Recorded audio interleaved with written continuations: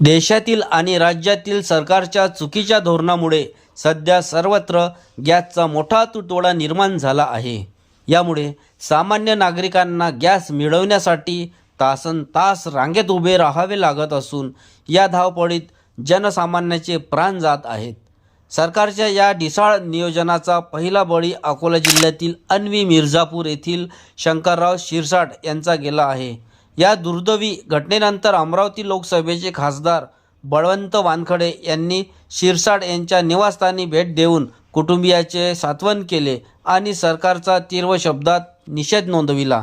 यावेळी खासदार वानखडे यांनी ग्रामस्थांच्या अडचणी सविस्तरपणे ऐकून घेतल्या। गॅस तुटवड्यामुळे निर्माण झालेली गंभीर परिस्थिती आणि प्रशासकीय अनावस्थेमुळे एका निष्पाप व्यक्तीला आपला जीव गमवावा लागला ही अत्यंत क्लेशदायक बाब असल्याचे त्यांनी नमूद केले। तो 25 तारीखचं काही चुकीचं आहे, कॅन्सल केला। 25 तारखेला सिलेंडर मिळून राहिलं होतं। त्याने काय केलं की तुमच्याकडे फोन केला की आता तुम्ही 25 तारखेला नंबर होता, तुम्ही डबल नंबर लावा, डबल बुकिंग करा। त्याच्यासाठी नंबर लावायसाठी गेले होते। खरा अपघात त्यांना झाला।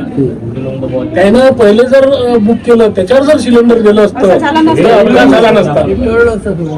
म्हणजे डबल चक्कर मारणं पडला, पहिले झालेला कॅन्सल झाला। त्यानं त्याचं पहिली गोष्ट तर त्याचा जे बुकिंग झाला तो त्यानं एक तर डुप्लिकेट विकला, कोणाले विकला गेला, 1-2 हजार रुपये विकला।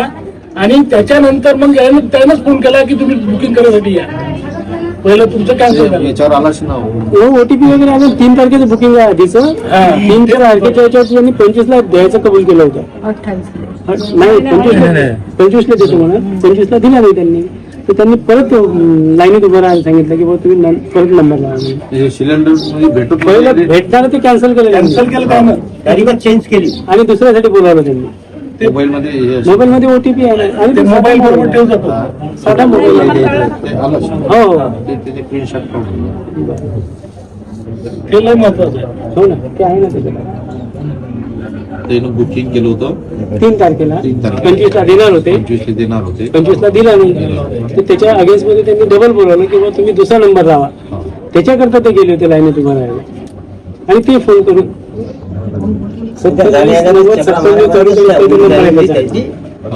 खराब झाल्या 2-3 दिवस कंटिन्यू केले। सगळ्यात महत्वाचं कसं आहे, ते लाईन मध्ये उभे राहतात, त्या पाण्याची सुविधा नाही, 3 दिवस सावली नाही आता एका जागी 3-3 तास उभं राहणं जास्त होते। आणि त्याच्या आता ते सगळं ऑनलाईन असल्यामुळे काय होते, सर्व्हर असते नसते, डाऊन राहते, त्याच्यामुळे आणखी आणि तात्काळ उभं राहावं लागतं। पाण्याची सुविधा नाही, जर लाईनच्या बाहेर जातो म्हटलं तर कोणी नंतर उभं राहू देत नाही।